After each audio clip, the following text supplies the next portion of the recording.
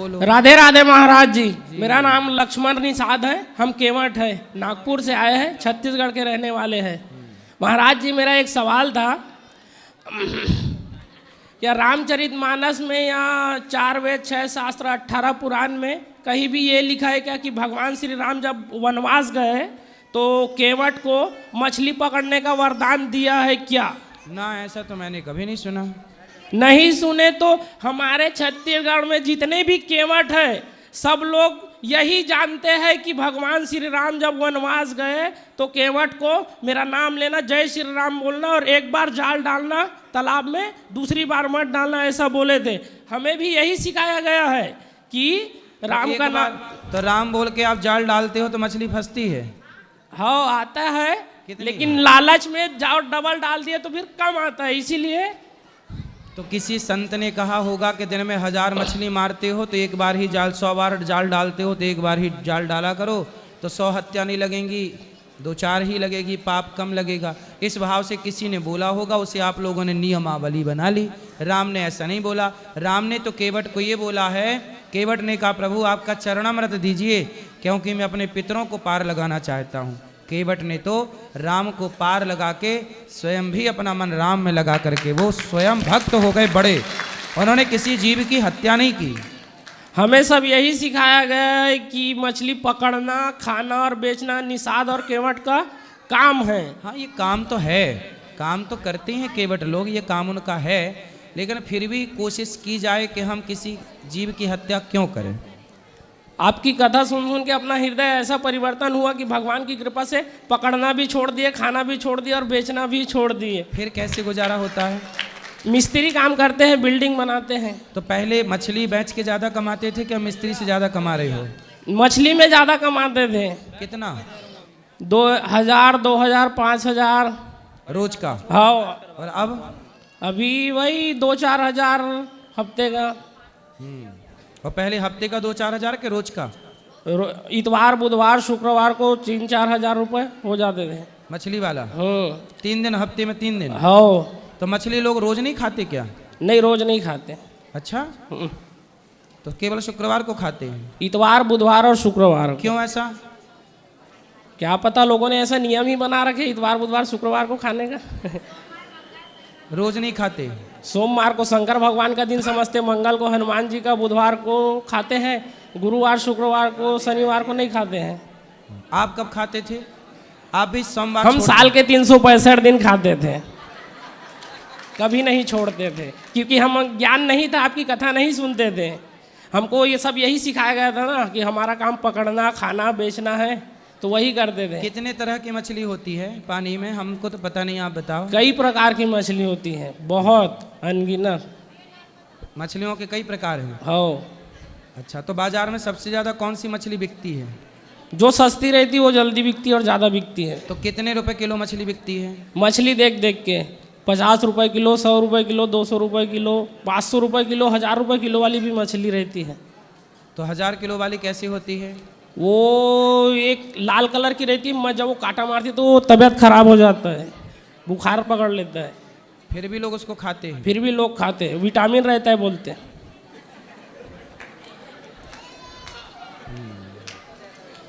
तो वरदान नहीं दिया था। नहीं, हत्या नहीं करनी चाहिए। आप अच्छे हो गए हैं, अब बढ़िया काम करके खूब पैसा कमाओ। देखो, पैसा आप अब भी कमा रहे हो। हाँ। पहले आप पैसा कमाते थे ना, तो मछलियों के प्राण लेकर के पैसा कमाते थे। अब आप पैसा कमाते हो ना, तो आपके द्वारा किसी की जान नहीं जाती। आप क्या एक मरी हुई मछली को जीवित कर सकते हैं? नहीं, नहीं कर सकते। लेकिन सैकड़ों मछली, अच्छा मछलियों का भी तो अपना सुख होता होगा कि नहीं? हाँ। मछलियों का भी अपना परिवार होता है कि नहीं? सबका रहता है। रहता है ना। उसके भी छोटे छोटे बच्चे मछली के पीछे पीछे चलते हैं। माँ आगे आगे चलती है और उसके बच्चे पीछे पीछे चल। ये सही है कि गलत है ना? देखे हैं हमने। हाँ, हमने भी देखा है कि मछली आगे आगे चलती है, उसके छोटे छोटे बच्चे पीछे पीछे चलते हैं। मतलब वहाँ भी ममता है, प्रेम है, अपनापन है।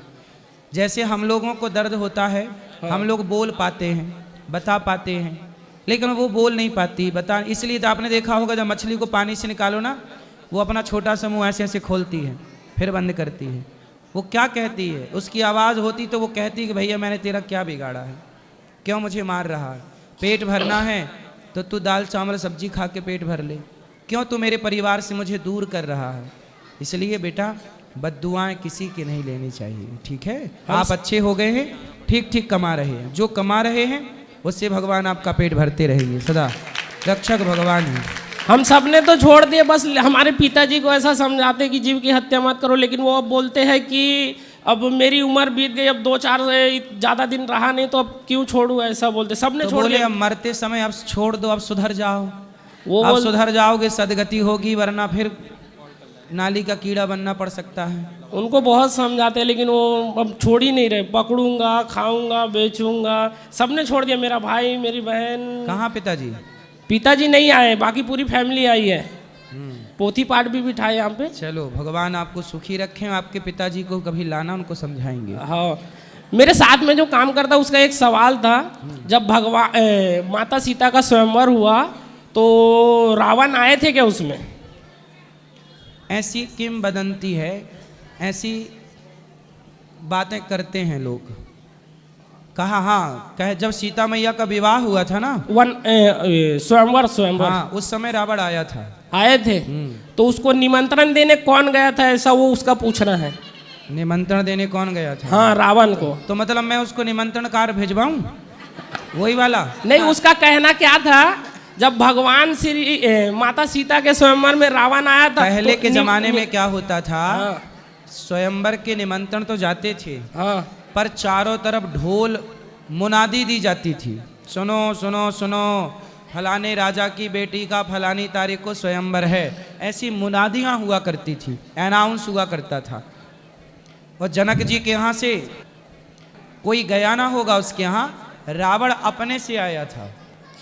तो उसका कहना क्या था, जब उसको निमंत्रण देने वाला निमंत्रण देने चला गया तो भगवान श्री राम को राम सेतु बनाने की जरूरत ही क्या थी? जैसा वो निमंत्रण देने वाला गया था वैसा राम भी चले जाता, ऐसा बोला है ना। ऐसा कहना है उसका। जब तो विभीषण लंका से आया, हाँ, विभीषण लंका से आए तो विभीषण जब रावण ने लात मारी, हाँ, तो लात मारी तो विभीषण जी तुरंत लंका से राम के पास आए कि नहीं? उस समय तो सेतु नहीं बना था, पर विभीषण आ गए कि नहीं? अच्छा, हनुमान जी भी गए, तब भी सेतु नहीं बना था। तो हनुमान जी तो राम के भक्त हैं। जब भक्त बिना सेतु के छलांग मार के जा सकता है तो क्या राम नहीं जा सकते थे? लेकिन राम मर्यादा पुरुषोत्तम है, और राम जी बोले कि मैं मनुष्य का अवतार लेकर आया हूँ, और मनुष्य समुद्र को छलांग मार के पार नहीं कर सकता। मनुष्य बने हैं तो मनुष्य की मर्यादा में बंध के राम ने सेतु का निर्माण कराया, जो कि मर्यादा थी। राम तो भगवान थे। जब राम का भक्त हनुमान छलांग लगा के जा सकता था तो क्या राम जी नहीं जा सकते थे? बोलो ना, उनसे बोलना कि राम में शक्ति थी, पर राम मनुष्य के अवतार में थे ना, इसलिए उन्होंने अपनी प्रभुता छिपाई और अपनी मनुष्यता प्रकट की, और मनुष्य तो सेतु से ही जाएगा। तो उसका एक और सवाल था, रामचरितमानस में कहीं भी ये नहीं लिखा है कि राम भगवान है, सिर्फ राम है। ऐसा कहीं नहीं लिखा है बोलते वो। आपको हम दिखा देंगे, कई जगह लिखा है रामचरितमानस में। ब्रह्मांड निकाया निर्मित रमाया, रोम रोम प्रतिवेद कहें, ये लिखा। आप लोग स्तुति गाते हैं, भय प्रगट कृपाला दीन दयाला कौशल्या हितकारी, हर्षित महतारी मुनि मनहारी अद्भुत रूप विचारी। ये पूरी स्तुति पढ़िएगा, यहीं आ जाएगा कि भगवान है, लिखा है बेटा। भगवान राम भगवान ऐसा लिखा अच्छा है। ये बताओ, वो राम भगवान ना होते तो बिना सेतु, बिना खंबे का सेतु कोई इंसान बना सकता था? नहीं, वो तो मैं मानता हूँ, लेकिन वो मेरे साथ में जो काम करता है वो नहीं मानता ना, ऐसा लिखा ही नहीं है बोलते। मोबाइल में ऐसा छोटा मोटा वीडियो देख लेते हैं जो सनातन को बदनाम करने के लिए। आप ऐसा करना, वो सवाल मेरे को पूछते हैं, मैं दिन भर जय श्री राम करते रहता हूँ करके। आप ऐसा करना कि रामचरितमानस लेके जाना, यहाँ 150 रुपया की मिल जाएगी, गीता प्रेस वाली, अर्थ वाली, वो ले जाना, आप पढ़ना, और उसमें जहाँ जहाँ भगवान आया है राम के लिए, राम कौन है, जय जय जय सच्चिदानंद जगदीशा, ये जगदीश है, भगवान है। भगवान राम कौन है? भगवान है, कई जगह प्रमाण है। आप ले जाना रामचरितमानस, पढ़ना, मिल जाएगा। और मेरा और सवाल था कि आप जो कथा बताते हो और पंडित प्रदीप मिश्रा जी जो कथा बताते हैं उनमें बहुत फर्क है। मैं आपकी भी कथा सुनता हूँ, उनकी भी कथा सुनता हूँ। क्या अंतर है? जैसा भक्त प्रहलाद को आपने कहा कि होलिका लेके बैठी होली में और वो जल गई और प्रहलाद नहीं जला, तो पंडित प्रदीप मिश्रा जी क्या कहते हैं, कोई बुआ अपने भतीजे को नहीं जलाती बोलते, और उसके पास एक चादर थी बोले वरदान वाला, और वो खुद ना ओढ़ते हुए मेरा भतीजा जल जाएगा करके अपने भतीजा को बचाने के चक्कर में खुद जल गए, ऐसा बोलते पंडित प्रदीप मिश्रा जी। तो आप सही बोलते हैं कि वो सही बोलते हैं? ऐसा है कि आपको यदि इस तरह से संदेह हो तो आपको एक बार पढ़ लेना चाहिए। नहीं तो आपको प्रहलाद जी की सारी कथा पढ़ लो, कहीं भी मिल जाएगी कथा, उसमें आ जाएगा कि तब से हमारे यहाँ आज भी सैकड़ों साल पहले से होली का त्यौहार क्यों मनाया जाता है, तभी से मनाया जाता है। होली का जली प्रहलाद बचे, तब से होली मनाई जाती है। प्रहलाद जी की कथा पढ़ लेना, उसमें आ जाएगा ये सब कुछ। कल आपने कहा कि स्कूल की किताब बदल जाती, हमारी किताब कभी नहीं बदलती, तो आप भी तो वही पढ़ते और वो भी तो वही पढ़ते होंगे ना। अब देखो, अब पता नहीं कि क्यों मतभेद है, लेकिन मतभेद इस बात पे तो नहीं है। अब क्यों है ये मुझे नहीं पता, आप भी गूगल से निकाल लो, गीता प्रेस की पुस्तक में मिलती है प्रहलाद जी की कथा, मिल जाएगी 5-10 रुपए की पुस्तक, पढ़ लेना, उसमें सब कुछ मिल जाएगा। दूसरा अंतर बताता हूँ मैं, वो बोलते हैं कि इतवार को तुलसी में जल चढ़ाया करो, और आप बोलते हो मत चढ़ाया करो। नहीं, जल चढ़ाना चाहिए, इतवार को तोड़ने की मनाही है, तोड़ने की। देखो सुनने का भेद है ना, हाँ। तोड़ने का मना है, ना कि जल चढ़ाने का। इतवार को जल चढ़ा सकते हैं, जल चढ़ा सकते हैं, उसी चक्कर में हमारे घर में एक बार झगड़ा हो गया था। तोड़ने की मनाही है। और पूरा कई बार क्या है ना, श्रोताओं के सुनने में भी कई बार भेद हो जाता है, सुनने में भी कई बार सामने वाला समझाना कुछ चाहता है, आपने समझ कुछ लिया, कई बार मन भेद मतभेद हो जाता है। और तीसरा अंतर है, आप बोलते हो सूर्य में जब जल चढ़ाते हैं तो पैर में छींटे नहीं आना चाहिए, वो बोलते हैं कि कुछ नहीं होता छींटे भी आए तो। देखो, जो हम भगवान को अर्पण कर रहे हैं, तो भगवान को अर्पण की हुई वस्तु तो प्रसाद हो गई ना, हो गई कि नहीं? और वो प्रसाद हमारे पाँव में आएंगे तो क्या सही है? नहीं। इसलिए सब चीज़ें ना ये भाव की दृष्टि से बोली जाती हैं, इन्हें भाव की दृष्टि से समझना चाहिए। और एक अंतर और है, आप बोलते हो कि भगवान श्रीमन नारायण आए पहले, फिर उनके उसमें से कमल निकला, फिर ब्रह्मा जी आए, फिर दोनों ने मिलके शंकर भगवान को बनाए। और वो बोलते हैं कि शंकर भगवान सबके पिता है, नारायण और ब्रह्मा जी उनके बेटे हैं, ऐसा बोलते हैं वो, और आप नारायण को पिता बताते हो। सुनो, वो बात भी सही है, ये बात भी सही है, इसे कहते हैं कल्प भेद। वो बताते हैं शिव पुराण। हाँ। शिव पुराण में शिव जी से सृष्टि का क्रम है। हाँ। हम बताते हैं भागवत महापुराण, तो भागवत महापुराण में भगवान नारायण से सृष्टि। अब ये क्या है, जैसे आपके घर में आपकी माँ है, हाँ, बहन है, हाँ, चाची है, हाँ, कभी आपके घर का काम आपकी माँ कर लेती है, हाँ, तो कभी काम वही वाला आपकी दादी ने कर लिया, हाँ, कभी वही काम आपकी बहन ने कर लिया। हाँ। काम तो वही है, पर कभी इन्होंने किया वही काम, कभी उन्होंने किया। उसी तरह सृष्टि को उत्पन्न करना, कभी भगवान नारायण सृष्टि को, ब्रह्मा विष्णु महेश 3 शक्तियां नारायण से प्रकट होती हैं, तो कभी भगवान नारायण कहते शंकर जी आप कर लो। गणेश पुराण पढ़ोगे तो गणेश जी से मिलेगा, देवी भागवत पढ़ोगे देवी भागवत से मिलेगा। तो काम वही है, सृष्टि उत्पन्न करना, पालन करना, संहार। तो कभी भगवान ने शिव जी को आदेश किया कि आप कर लो, कभी दुर्गा जी को कहा आप कर लो। इसलिए हमारे यहाँ पंचदेव उपासना है। सनातनी को ये 5 बात समझनी चाहिए, भगवान नारायण, भगवान शिव, भगवान माता दुर्गा, भगवान सूर्य और गणेश जी, ये 5 की उपासना सनातन में होती है। और ये 5 जैसे उंगलियां 5 हैं पर मूल में हाथ एक है, उसी तरह हरि हरि और न भेदः, हरि मतलब नारायण में और शिव में कोई भेद ही नहीं है, अलग अलग कल्प में। ऐसा है, आप बताओ, रामचरितमानस में ना 4 रावणों की कथा है। राम ने किसको मारा? रावण को, श्रीलंका के रावण को, रावण को मारा। अब रावण कौन था? एक बार प्रताप भानु रावण बना, एक बार जय और विजय रावण बने, एक बार भगवान के शिव के गण पार्षद गण रावण बने, एक बार जलंधर रावण बना। ये 4 रावणों की कथा तो भागवत जी में है। अब ये बताइए कि इन 4 रावणों को राम जी ने किसी कल्प में, कल्प जानते हो क्या कहते हैं? एक ब्रह्मा जी के एक दिन को एक कल्प कहते हैं।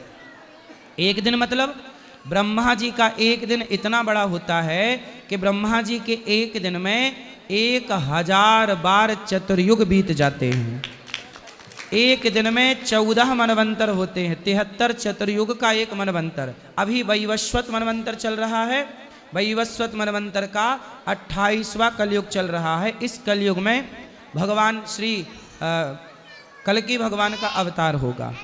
हर बार त्रेता युग आता है, जैसे ये कलयुग चल रहा है, अब कलयुग के बाद क्या आएगा? फिर सतयुग, फिर त्रेता, फिर द्वापर। जैसे संडे मंडे, फिर संडे मंडे, फिर संडे, ऐसे ही आता है। हर हफ्ते बदल जाता है कि नहीं?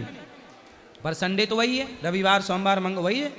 उसी तरह कलयुग के बाद फिर सतयुग आएगा, फिर त्रेता, फिर द्वापर, फिर कलयुग, फिर सतयुग, फिर त्रेता, द्वापर, ऐसे ही क्रम चलता है। तो धर्म संस्थापनार्थाय संभवामि युगे युगे, किसी किसी युग में भगवान अवतार लेते हैं। तो किसी युग का सृष्टि का क्रम नारायण करते हैं, तो किसी कल्प का सृष्टि क्रम शिव करते हैं, तो कभी गणेश। वही अनेक अनेक पुराणों में अनेक अनेक कल्पों की कथा लिखी गई है। ये भेद केवल इसलिए हो जाता है क्योंकि हम लोग समझते नहीं हैं, पढ़ते नहीं हैं, अध्ययन नहीं करते। एक सवाल और था, सोने की लंका कुबेर की थी या शंकर भगवान की थी? भगवान शिव ने बनाई। ये भी कहीं मिलता है। अब जैसे मैंने बताया ना कि मैंने 2 कथा सुनी थी इसके बारे में। सुनो ना, 4 रावणों की तो बात मैंने बताई। तो जब 4 रावण थे तो 4 बार लंका हुई होगी। तो कभी शिव के द्वारा प्रकट की हुई, कभी कुबेर वाली लंका, इसलिए दोनों लंकाओं का वर्णन मिलता है। मैंने 2 लंका सुना था, एक कुबेर को हरा के रावण ने कब्जा किया, और माता पार्वती ने बनवाया था शिव जी को। तो शंकर भगवान पार्वती के वास्तु में ब्राह्मण बन के आए थे, तो महल पसंद आ गया, तो दक्षिणा में महल मांग लिया, ऐसा सुना था। सही है, सही है। दोनों सही है क्या? और मैं क्या बोल रहा था महाराज जी, वो लोगों को मैंने तो छोड़ दिया जीव हत्या करना। लोगों को जब बोलता हूँ कि मत करो जीव हत्या, तो वो बोलते हैं कि भगवान राम ने भी तो जीव हत्या किया था, तो हम करेंगे तो क्या फर्क पड़ गया? ऐसा बोले भगवान राम ने तो बिना खंबे का सेतु बनाया था, बोले तुम भी बनवा लो। नहीं, वो राम जी ने 14 साल का वनवास काटा था, तुम भी काट लो। राम ने सबरी को गले लगाया, राम ने निषाद राज को गले लगाया, बोले तुम कितना गले लगा रहे हो लोगों को। नहीं, वो हिरन को मारे ना, इसीलिए उन लोग जीव हत्या के बारे में मानते नहीं। डॉक्टर चूहे को मारते हैं कि नहीं? एक्सपेरिमेंट के टाइम डॉक्टर, जब कोई डॉक्टर बनता है तो अपनी विद्या का एक्सपेरिमेंट कहाँ करता है? जानवरों पर, चूहे पर, बंदर पर। उसी तरह पहले राजाओं को शेर को मारना जरूरी था। शेर को मार के लाते थे, तब समाज का विश्वास जीतते थे। लोग कहते वाह हमारे राजा ने शेर को मार दिया, मतलब बलवान है। ये उस जमाने की शिक्षा का एक हिस्सा था। हिरन को मार दिया मतलब हमारा राजा निशानेबाज है। जैसे डॉक्टर, क्या बिना चूहे को मारे कोई डॉक्टर बन सकता है? तो राम जी राजा हैं, और राजा के लिए कुछ कुछ चीज़ों की छूट होती है। जैसे प्रधानमंत्री हैं, यहाँ प्रधानमंत्री आएंगे तो प्रधानमंत्री की व्यवस्था अलग होगी, और सरपंच आएगा तो सरपंच की व्यवस्था, सबकी व्यवस्था क्या प्रधानमंत्री जैसी हो सकती है? नहीं। ऐसे ही राम राजा हैं, और राजा की व्यवस्था अलग होगी, प्रजा की व्यवस्था अलग होगी। राजा को उस दृष्टिकोण से, शिक्षा की दृष्टिकोण से शिकार करना उनका धर्म था। वही क्या बोल रहा था महाराज जी। और हमारे साथ जो काम करते ना, बहुत से लोग ने यीशु प्रभु में धर्म परिवर्तन कर लिया। उसको कैसे समझाऊं? बहुत समझाता हूँ, नहीं समझते वो लोग। वो क्या धर्म परिवर्तन करके क्या बन गए? यीशु प्रभु में चले गए, हमको उसमें लाभ मिलता है। यीशु प्रभु कब से हो गए? ऐसा वो लोग बोलते हैं, मैं नहीं बोलता। मैं तो उनको मतलब आप जो जैसा समझाते वैसा समझाता हूँ मैं। देखो किस तरह से क्रिश्चियन लोग यीशु को पहले प्रभु बता रहे हैं, ताकि उनको लगे कि यहाँ भी प्रभु है राम जी, वहाँ भी प्रभु, थोड़ा मिलता जुलता। बाद में फिर वो अलग पाठ पढ़ा देंगे कि नहीं। अब सोचिए कि क्रिश्चियन लोग ये धर्म परिवर्तन करा रहे हैं। ये भारत के सबसे बड़े दुश्मन हैं वो जो सनातनी की अखंडता को तोड़ने में लगे हैं, सनातनियों की। इसलिए हम सबको मिलकर इनका विरोध करना चाहिए। मैं बहुत समझाता हूँ उनको, नहीं मानते वो लोग। मंदिर बनाना छोड़ के चर्च बनाना चालू कर दिए। पूरे मध्य प्रदेश में बहुत सारे चर्च बनाना चालू कर दिए उन लोगों ने, हिंदू लोग। हाँ, मध्य प्रदेश में चर्च बनाना चालू कर दिए क्योंकि बुद्धि भ्रष्ट हो गई ना। मैं बहुत समझाता हूँ जैसे उनको। कैकई को मंथरा ने भड़का दिया था, ऐसे आज सनातनियों को कुछ लोग भड़काने में लगे हुए हैं। राधे राधे महाराज जी। सवाल तो बहुत है लेकिन बाकी लोगों को और देना, इसीलिए